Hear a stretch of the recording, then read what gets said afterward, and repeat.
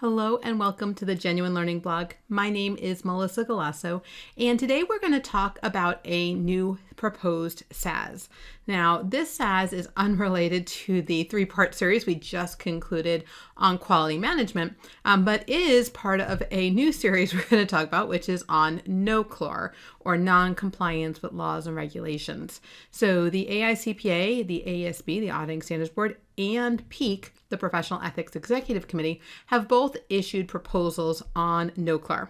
So this week we're going to talk about the SAS. Next week we're going to talk about the ethics proposal. So let's dive on in. As I mentioned, this is a proposed SAS, and it is focused on non-compliance with laws and regulations, in particular when there is a predecessor auditor. So this has been a really interesting process. As you can probably imagine, the international board, so the IAASB, the International Auditing and Assurance Standards Board, they started working on an update to what is ISA 250, Consideration Laws and Regulations, which is similar to our AUC 250, back in 2016. But that was because the IASBA, the International Ethics Code, was updated. The AICPA has not revised 250 to be responsive because in the United States, we haven't seen any changes in our ethics rules. So therefore, it doesn't make sense to necessarily change 250 until we see that change in ethics. In fact, when we get to the vote for this, it was not unanimous. In fact, there was a dissent that basically said they don't even think we should be instituting this until the ethics is updated. So I think that's a very important consideration here. NASBA came out against the ethics proposal the first time it was proposed. And so all of this is really related. So you do want to make sure that you are checking in on these proposals to see how they're going. They are not unanimous. They are important, but they are not unanimous. So, as I mentioned, this is a convergence effort for the IAASB, and there is a PEAK proposal, which we will talk about next week. So we are not proposing to update 250 to match the international standards. Instead, we're proposing a very narrow revision that's going to focus on when we take over as a new auditor and the discussions that we have with a predecessor auditor. And what we're going to do here is management is going to authorize the predecessor auditor to respond to inquiries from the successor auditor. And one of the inquiries is going to specifically be about suspected fraud and NOCLAR. We are not proposing any changes here to the auditor request for management to authorize.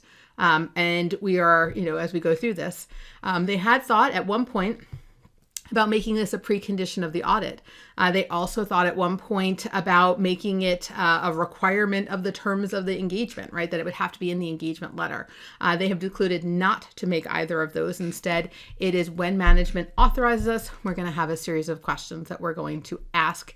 And the expectation is that the successor auditor or the predecessor auditor would respond truthfully.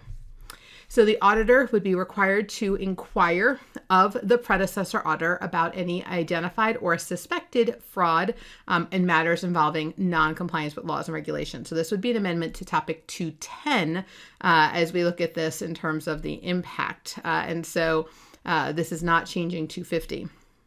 And then that predecessor auditor would be required to respond fully and timely and to indicate if the response is limited. And so when we think about this, the AICPA already has in AUC 210 that the predecessor auditor is expected to respond to inquiries promptly. But now they're giving us a little bit of detail. What is that going to entail and when is something going to be limited? So you're going to see here in 210, this is a quote from 210. It's not a direct quote because we use bullets instead of the lettering. But it says, if pursuant to paragraph 11, management authorizes, so again, it is based on authorization. If management doesn't authorize, then you should probably think about whether or not this is a great new client for you. But it doesn't, it doesn't allow you to ask the client, you can't do it without management's permission. So management authorizes the predecessor auditor to respond to the auditor's inquiry regarding matters that will assist the auditor in determining whether to accept the engagement. The auditor should inquire of the predecessor auditor about the matters that will assist the auditor in determining whether to accept the engagement. And so the areas of focus are identified or suspected fraud involving management, employees with roles and internal controls, or others when the fraud resulted in material misstatement. And then it says matters involving noncompliance or suspected noncompliance with laws and regulations that came to the predecessor auditor's attention during the audit other than when the matters were clearly inconsequential. So that would be the requirement here when we have that authorization. Now, if they authorize them to respond, we have to also worry about, is there a prohibition of law? Is there something that would prohibit them from providing something fully? Is there impending, threatened, or potential litigation? Is there something that would cause the response to be limited? If there is, it should indicate that in the response. We don't expect this to be super popular, but we did want to address it.